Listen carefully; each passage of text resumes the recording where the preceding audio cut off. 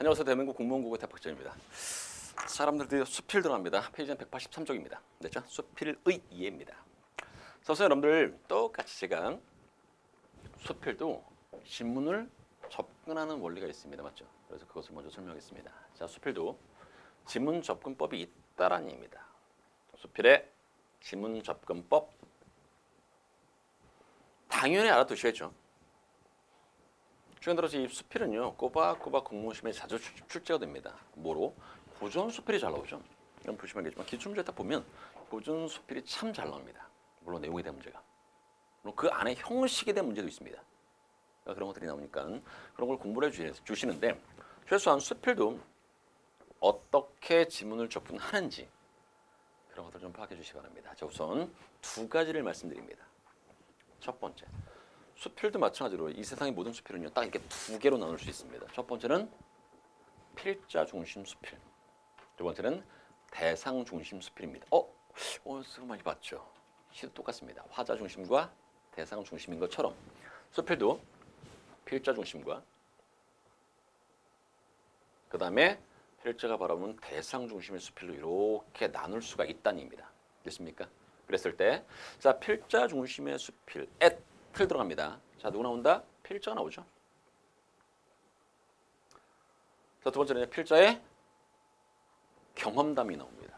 자, 두 번째는 필자의 경험담이 나오고 그 경험에 대한 필자의 깨달음이 나오죠. 그 깨달음을 누구에게?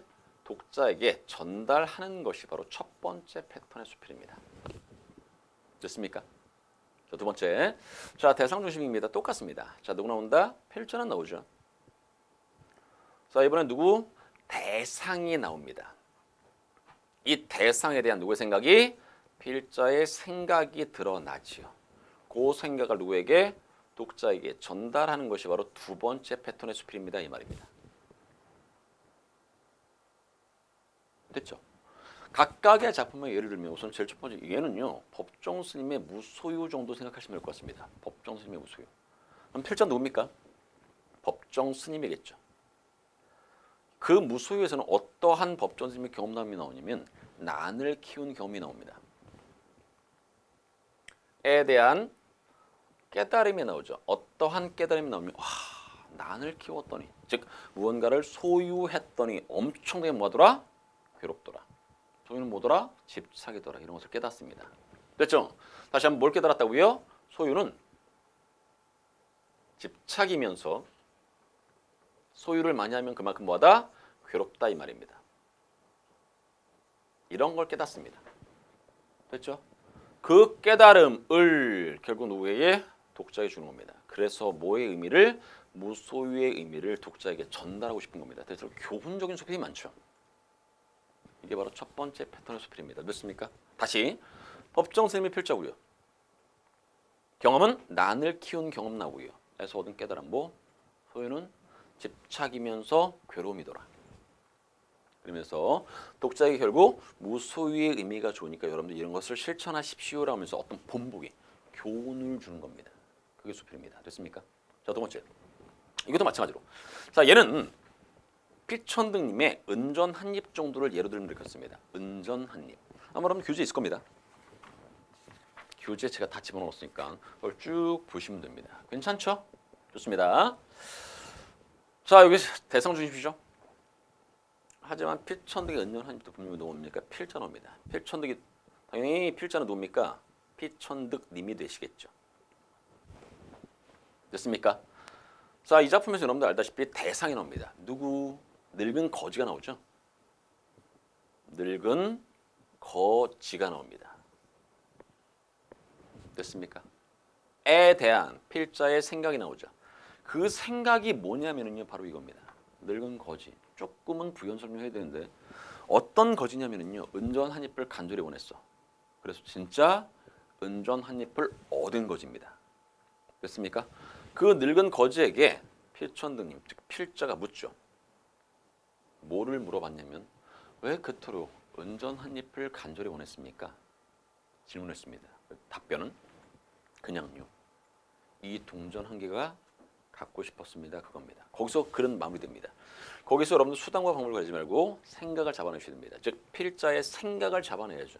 두 가지로 설명할 수 있는데, 자 인간이라는 것은 어떤 것을 욕망했을 때 반드시 이룰 수 있는 그런 힘이 있구나. 좋게 볼 수 있습니다. 근데 저는 그것보다 훨씬 더 안 좋게 보는 걸 좋아하는데, 이 작품은 뭔가 쓰기 위해서 온전 한 잎을 원한 게 아니죠. 그냥 이 동전 한 개가 갖고 싶었다고. 이것이 바로 뭡니까? 쓸데없는 욕망이죠. 이런 것을 뭐라 그래? 헛된 욕망. 인간이라는 존재는 헛된 욕망 때문에 하루하루를 힘들게 살아가는 존재구나, 그 말입니다. 그런 것을 누구에게? 독자에게 전달하는 게 바로 두 번째 패턴의 수필입니다, 이 말입니다. 말은 이해하시겠죠? 그렇게. 생각해 보십시오. 위에 틀 4개 있습니다. 필자, 경험, 깨달음, 교훈. 두 번째, 필자, 대상, 생각, 전달. 헷갈리죠? 그래서 여러분들에게 감히 말씀드리지만 수필이라는 이 친구는요, 딱 이것만 기억하시면 됩니다. 뭐? 자, 1번은 필자의 생각은 뭐지? 이겁니다. 그러니까 여러분들이 수단과 방법을 가지지 말고 수필을 읽을 때는요, 필자의 생각을 잡아내셔야 됩니다. 다시 한번요. 필자의 생각은 뭐지? 이렇게. 하나 더 생각한다면은요, 이 수필 왜 썼지? 글 쓴 목적입니다. 여러분들 수필을 읽으면서 필자 생각이라든가 글 쓴 목적을 접안할 수 있으면요, 충분히 완벽하게 내용을 파악할 수 있습니다. 됐습니까?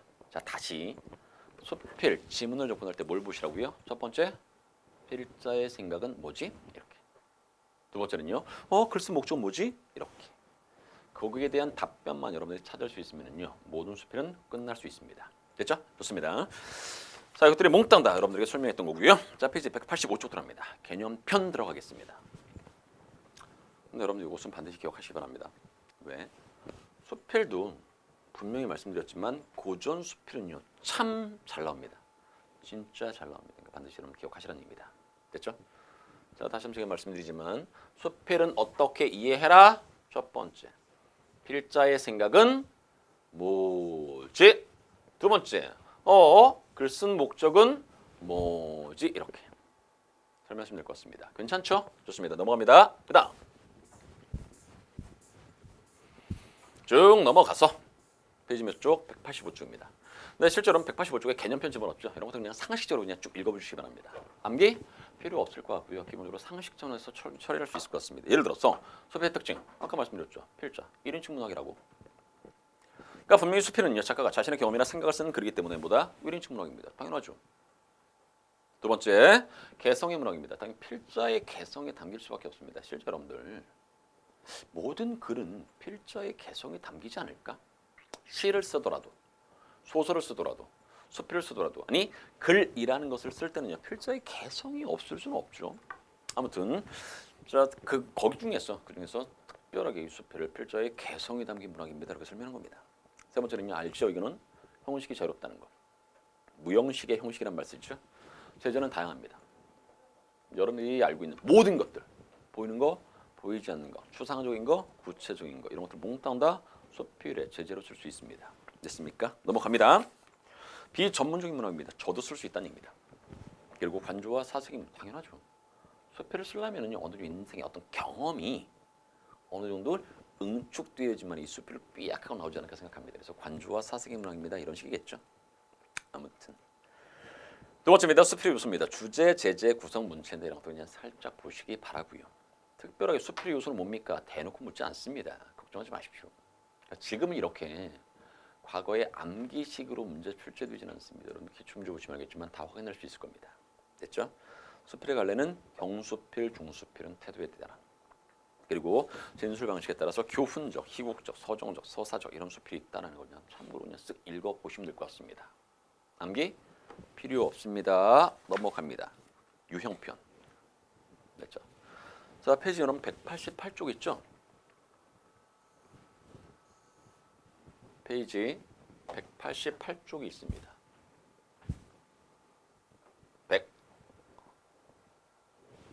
188쪽. 좋습니다.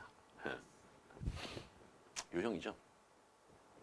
그 다음에 여러분들, 자, 이 친구, 자, 형광 펜 드십시오. 주셨습니까? 유형표는요. 이렇게 별표 좀 쳐주십시오. 왜? 어차피 문제 유형 아닙니까? 여러분들이 보시는 수필은요. 이런 식의 문제가 출제가 된다라는 얘기입니다. 그래서 문제 유형으로 잡아봤습니다. 자, 1번은 뭡니까? 글쓴이의 관점 파악. 관점이 생각입니다.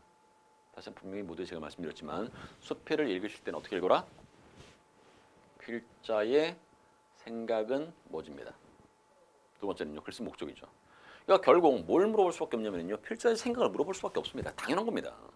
그러니까 글쓴이의 관점 파악 문제가 왜 나올까? 솔직히 수필에 들어있는 게 필자의 생각인데 당연히 어떤 식으로든 물어볼 거 아닙니까? 그게 1번입니다. 글쓴이의 관점 파악이라고. 됐죠? 그겁니다. 이것도 마찬가지로 밑에 제가 지문 하나를 집어넣습니다. 문제 보십시오. 다음 글에서 말하고 있는 수필의 성격. 근데 이것도 마찬가지 아닙니까? 필자가 수필을 어떻게 생각하는지가 나오는 거겠죠. 필자는 수필은 제재가 다양한 문학이야. 수필은 해학과 비판 정신이 있어. 수필은 일정한 형식이 없는 문학이야. 수필은 필자의 개성이 드러난 문학이야. 등등등을 어디서 이 글 속에서 잡아내셔야 됩니다. 하나씩 지우는 거 아닙니까? 그렇게 문제 푸시면 충분히 풀 수 있다 없다?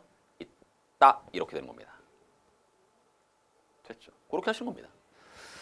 자, 2011년도 국가직 7급 문제입니다. 7급이라고 해서 절대로 두려워하거나 그럴 필요 없습니다. 가볍게 읽으시면 됩니다. 합시다. 다시 한번 제목이 수필이야. 그러니까 피천등 님께서 수필을 어떻게 생각하는지만 잡아내면 됩니다. 다시 한번요. 제가 여기다 쓰겠습니다. 수필을 어떻게 읽어라? 1번. 필자의 생각은 뭐지? 두 번째는요. 이거 왜 썼을까? 글 쓴 목적은 뭐지? 이렇게. 접근하시면 훨씬 더 편하게 이 글 읽을 수 있습니다. 됐죠? 자, 하겠습니다. 수필은 청자 연적입니다. 난이고 학이고 청초면서 못 맵지. 날렵한 여인이고. 수필이 그렇다고요. 이건 누구 생각입니까? 이거 필자의 생각이 아니라 따라가시면 됩니다. 은유법 쓰고 있네. 수필은 청자 연적이다. 수필은 난이다. 수필은 학이다. 수필은 청초고 못 맵지가 날렵한 여인이다. 수필은 그 여인이 걸어가는 숲속으로 난 평탄하고 고요한 길이다. 수필은 가로수 늘어진 포도가 될 수도 있다. 포장도로죠. 그러나 그 길은 깨끗하고 사람이 적게 다니는 주택가에 있다. 이거는 뭐 어렵습니까? 그냥 수필에 대한 필자의 생각들이 들어간 겁니다. 그러니까 필자가 생각할 때 수필은요. 청자 연족이래. 몸 맵시가 날렵한 요인이래. 뭐 등등등 그냥 따라가는 겁니다. 계속 수필의 빛깔은요. 황홀 찬란하거나 진하지 않으며 검거나 희지 않고 퇴락하여 추하지 않고요. 언제나 온아우미하다. 수필의 빛은 비둘기 빛이거나 진주빛이다.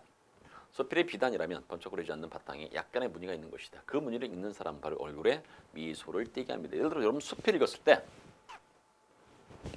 이게 수필을 읽는 독자의 모습입니다. 이 말이죠 이게. 그 무늬를 즉 수필의 어떤 무늬, 내용을 읽는 사람들은요. 얼굴에 미소를 띠게 합니다. 이렇게. 괜찮습니까? 그러니까 이거는 제가 말씀드리지 않았습니까? 수필을 접근할 때는 어떻게 하라고요? 필자의 생각은 뭐지? 이렇게. 수필에 대한 필자의 생각이 담겨 있는 거니까 그냥 따라가시면 되는 겁니다. 그냥.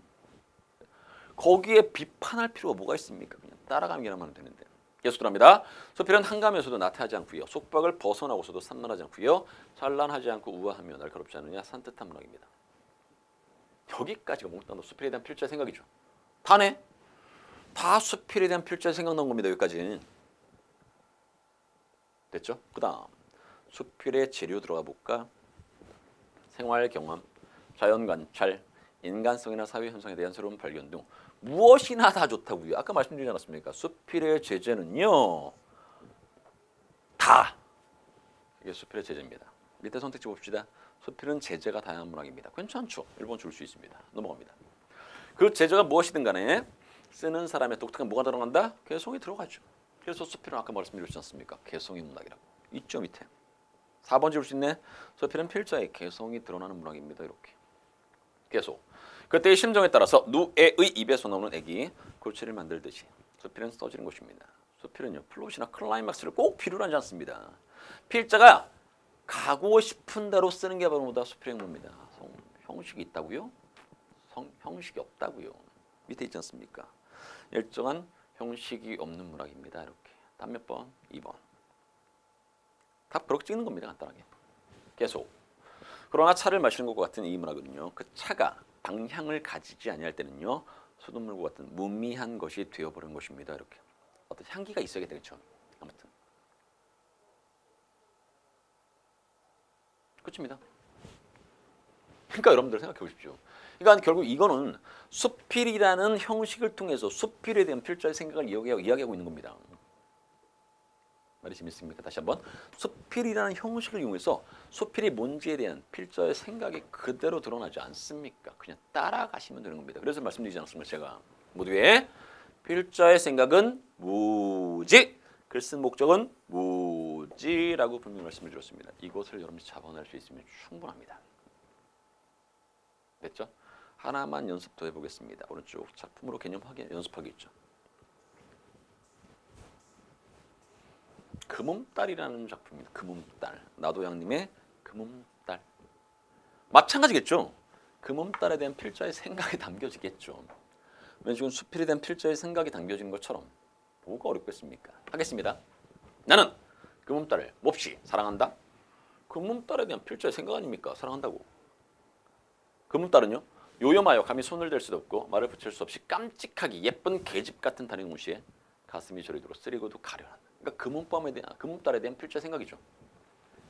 깜찍하게 예쁜 계집 같은 달이야. 금음딸은요.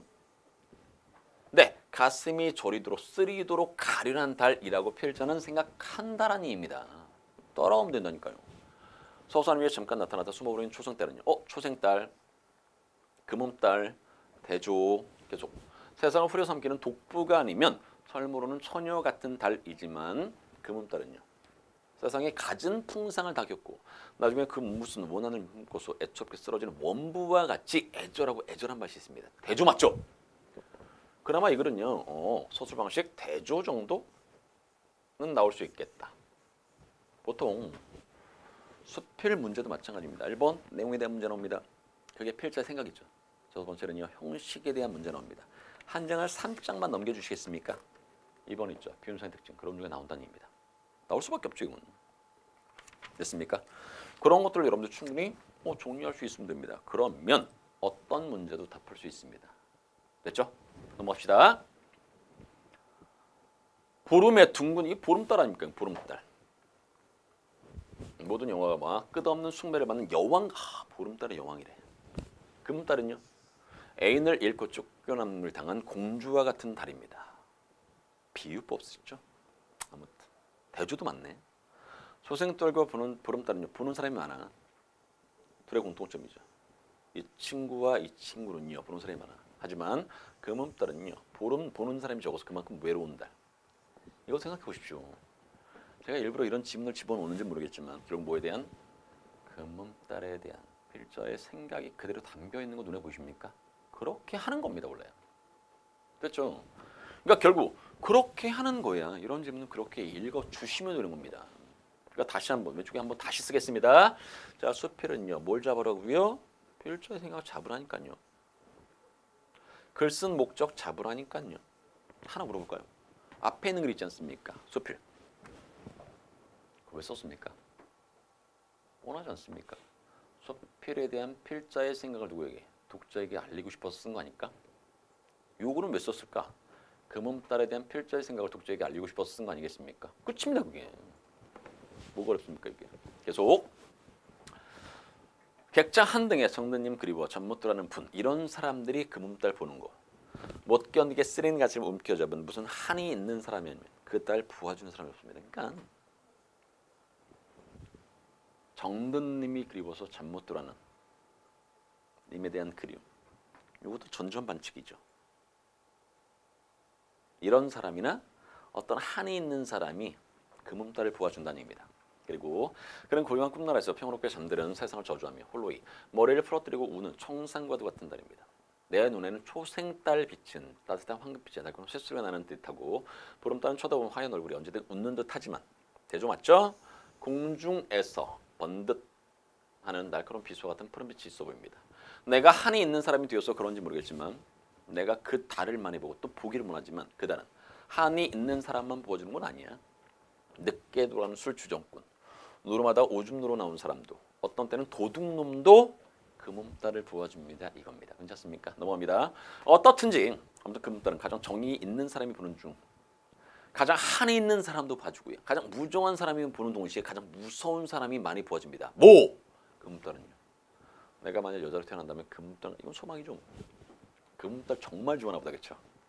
그렇게 마무리해 줄 수 있고요. 문제 봅시다. 금음달을 부어주는 사람의 특성으로 적절한 것을 물었습니다. 이 부분 보면 됩니다. 이 부분. 그럼 충분히 몇 번? 1번 찍을 수 있죠. 한, 고통, 소외된 사람들이. 이거 아닙니까? 일단 몇 번? 1번입니다. 이렇게. 됐습니까? 그렇게 답을 1번 찍는 겁니다. 물론 나머지는 충분히 지울 수 있을 거고요. 간단하죠, 문제는. 자, 2번입니다. 표현사의 특징 문제. 이건 어떻게 썼냐입니다. 내용에 대한 문제가 아니라 형식에 대한 문제입니다. 솔직히 모든 문학은요, 다 내용에 대한 문제 아니면 형식에 대한 문제가 출제가 됩니다. 분명히 제가 지난 시간에도 말씀을 드렸지만 지지난 시간인가 벌써? 점자 문학은요, 수능화되는 경향이 없지 않아 있습니다. 정말 그렇습니다. 그러니까 여러분들 읽고서 내용을 잡을 수 있으면 문제 풀 수 있습니다. 그러니까 조금 부담은 덜 해줬죠. 암기보다는. 됐습니까? 근데 실제로 그게 더 어려울 수도 있습니다. 그러니까 여러분들이 기본적인 실력을 키우셔야 됩니다. 지문을 읽는 방식, 지문을 접근하는 원리 같은 것들을 다시 한번 익혀주시고 여러분 것으로 만드셔야 됩니다. 그러셔야지만 여러분들이 나중에 시험을 보러 갔을 때 굉장히 편하게 정답을 맞히고 높은 성적을 받아서 공무원 시험에 삐약하고 합격할 수 있는 겁니다. 됐죠? 좋습니다. 자, 하겠습니다. 표현상의 특징 문제. 밑에 요것도 수필이죠. 김소은님의 특급품 중에서 이 작품입니다. 자, 하겠습니다. 자, 이게 또 마찬가지로 똑같습니다. 이거 수필이잖아. 뭘 제일 잡으시라고요? 헬자의 생각은 뭐지? 이거나 잡으시면 됩니다. 1호로 가야라고 하는 나무. 사전에는 비라고 했으니 우리말로 비자목이라는 것이 아닐까. 제목이 뭐라고요? 특급품 중에서. 제목이 왜 특급품이지? 아무튼 이 비자목으로 두께 6지 게다가 연륜이 고르기만 하면 바둑판으로서는 그만입니다. 그러니까 비자목으로 뭘 만들 수 있다? 바둑판을 만들 수 있다입니다. 오동으로 사방을 짜고 속에 비엔도를 놓을 때마다 떵떵 하고 울리는 우리나라 바둑판이 아니라 이건 일본식 통나무 기반을 두고 하는 말입니다. 비자는요. 재미있는 특성이 있어. 연하고 탄력이 있어서 두세 판국을 두고 나면 반면이 그러니까 표면이 얽어서 곰보같이 된답니다. 그러니까 딱 놓으면 얘가 싹 들어간다는 얘기죠. 됐습니까? 예전에 제가 아시는 어떤 국어 스님께서 그때 어떤 차인지 기억이 안 난다. 이런 차가 있습니다. 사고가 났답니다. 사고가. 근데 정말 세게 났나 봐. 사고가. 앞에가 진짜로 꽝 부딪혔는데 앞에가 쭉 다 들어왔답니다. 앞에가 다 이렇게 망가진 거야. 본네트부터 다 이렇게 뒤로 돌아왔답니다. 근데 문제는 뭐냐면요. 형은 하나도 안 다쳤습니다. 무슨 말이냐면 차가 이렇게 있지 않습니까? 앞에가 다 이렇게 밀고 들어온 거야. 근데 형은 여기 앉아 있으니까. 앞에가 이렇게 밀고 들어왔는데 신기하게 여기까지 딱 멈췄고 형은 하나도 안 다쳤답니다. 근데 만약에 그 형이 저한테 뭐라고 말했냐면 이렇게 말했습니다. 만약에 차가 띵 하고 단단하면은요 그 충격이 고스란히 누구한테 오히려 이 운전자에게 온답니다. 더 많이 다쳤을 거랍니다. 그러니까 결국 이 차는 좋은 차였지. 띵띵띵띵띵 뒤로 밀려들면서 충격을 흡수 결국 운전자인 차는 망가져도 다시 사면 되지만 운전자 망가지면은요 더 이상 살 수가 없지 않습니까? 그러니까 그런 거겠죠. 그러니까 바둑판이 있습니다. 땅 했을 때 안으로 쑥 들어가지 않으면은요, 즉 유연성이 없으면은요, 그 충격은 손목으로 픽 이렇게 되겠죠. 근데 진짜 비자라는 이 나무는요, 연하고 탄력성이 있어서 띡 하면은 속으로 싹 들어가서 오히려 충격은 이쪽에서 덜 간다는 얘기입니다. 그 말입니다. 얼마 동안 그냥 내버려두면 반면에 다시 본래대로 평평해지는 것이죠. 이것이 비자반의 특징입니다. 그러니까 결국 비자반의 가장 중요한 특성은 뭐? 유연성. 됐습니까? 비자를 반대로 진중하는 소위는요, 오로지 이 유연성이죠. 그러니까 비자반이라는 나무를 가지고서 바둑판을 만드는 것은 뭐 때문에? 유연성 때문이라는 얘기입니다. 괜찮습니까? 넘어갑니다. 자, 그다음에 반면에 돌이 닿을 때 연을 감죠. 비자반이면 여느 바둑판보다 어깨가 상하지 않는다 이렇게 해석하시면 됩니다. 아무리 흑단이나 자단이 귀목이라 할지라도 이런 것을 바둑판을 만들자 왜? 유연성이 떨어지겠죠. 비자반은 1등품 위에 또 한층 드디어 제목 나왔네. 특급품이라는 게 있습니다. 그러니까 1등품 위에 뭐가 있다? 특급품. 이게 바로 수필의 제목 아닙니까? 뭐에 대한? 특급품에 대한 필자의 생각을 읽어내라고요. 금음달에 대한 필자의 생각을 읽어내듯이 수필에 대한 필자의 생각을 읽어내듯이 이것도 마찬가지입니까? 특급품에 대한 필자의 생각을 읽어내시라는 얘기입니다. 여기에 수필에서 제일 중요하다는 얘기입니다. 다시 한번 여기 써있지 않습니까? 자, 다시 한번 수필 접근할 때 어떻게 하라고요? 필자의 생각은 뭐지? 이렇게 접근하시면 훨씬 더 편하다는 얘기입니다. 괜찮습니까? 넘어갑니다.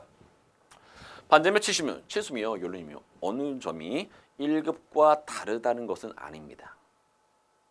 그러니까 쉽게 1등품과 특급품이 다 똑같아. 반제며 치수며 연륜이며 어느 점이 1급과 다르다는 것은 아닙니다라는 것은 1급과 똑같습니다 그 말입니다. 근데 뭐가 다르냐? 반면에 머리카락 같은 가느다란 흉터가 보이면은요 이게 특급품입니다. 이상하죠? 상처가 났잖아. 근데 특급품이야. 들어갑니다. 알기 쉽게 값으로 따지면요 전전시세로 1급이 2,000원. 근데 특급품 2,000, 500원. 이거 봐라. 400원이나 500원 정도가 더 비싸다는 얘기죠. 특급품이. 그 선 하나 찍 거져 있는 거에. 상처가 있어서 값이 내린거는 오히려 비싸지는데 진전한 의미가 있습니다. 무슨 말인지 알죠? 됐습니까? 넘어갑니다. 반면이 갈라진다는 것은 기약치 않는 불축의 사고입니다. 맞죠? 나무가 갈라졌어. 기약하지 못해도 예상하지 못했던 사고 맞습니다. 사고란 어느 때 어느 경우에도 별로 환영할 것은 못 됩니다. 그 균열의 성질 여하에 따라서 1급품 바둑판이 목침감으로 전락해 버리는 수도 있습니다. 안 붙을 수 있지 않습니까? 그러면 뭐야? 목침감으로 그냥 써버려야죠. 됐죠? 그러나 그렇게 큰 균열이 아니고 회생할 여지가 있을 정도라면 항목으로 싸고 뚜껑을 덮어서 조심스럽게 간수해야 됩니다. 갈라진 균열 사이로 먼지나 티가 들어가지 않도록 하는 단속입니다. 1년, 2년, 3년 그냥 내버려둡니다. 계절이 바뀌고 추위, 더위가 여러 차례 순환합니다. 그동안 상처났던 바둑판은요. 제 힘으로 제 상처를 고쳐서 본디대로 유착해버리고 균열진 자리에 머리카락 같은 희미한 흔적만이 남습니다. 내용 이야기했죠.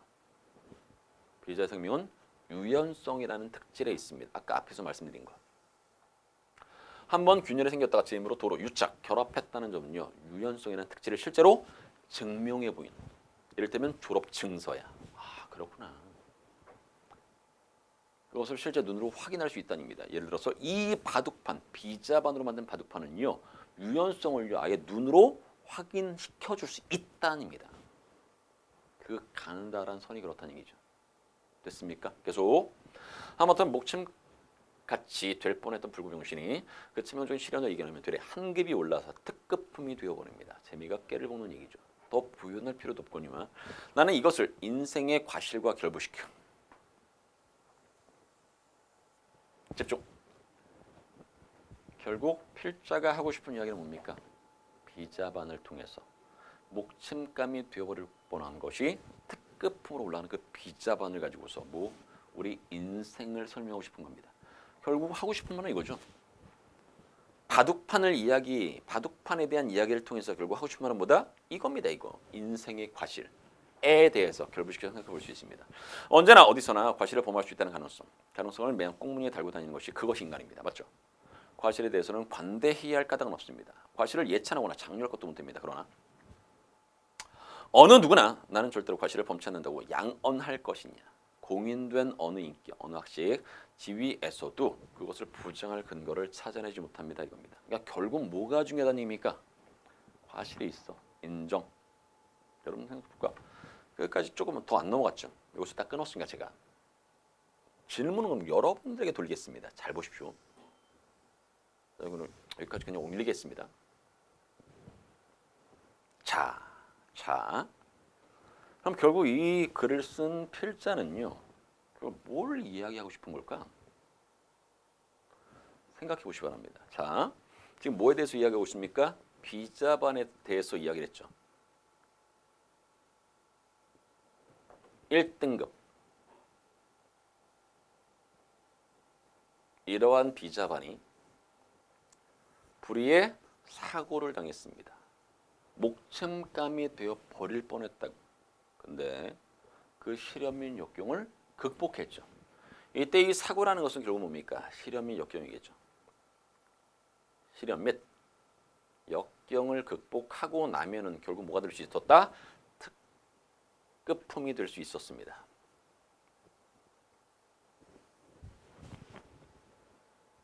근데 문제는 필자는요. 이 예를 통해서 우리네 인생을 이야기하고 싶었던 겁니다. 우리네 인생. 예를 들어서 여러분들의 인생.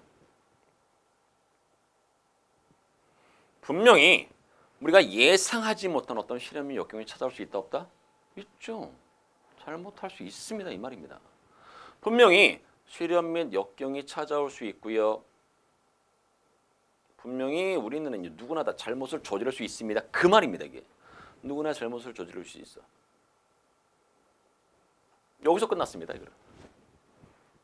그럼 결국 여러분들에게 요거 이야기하고 싶은 거겠죠. 찾아올 수 있다. 굴복하지 말고 결국 뭐하자? 극복하자. 그래서 비자반처럼 더 나은 인간의 모습이 되자. 하고 싶은 말은 이거 아닐까? 됐습니까? 여러분들에게 이야기하겠습니다만 여러분들이 공무원 시험 준비하니까 지금 힘들죠. 분명히 어떤 분들은요. 분명히 이러한 상황입니다라고 생각할 수 있을 겁니다. 극복하자니까요. 그럼 여러분 분명히 뭐가 될 수 있습니까?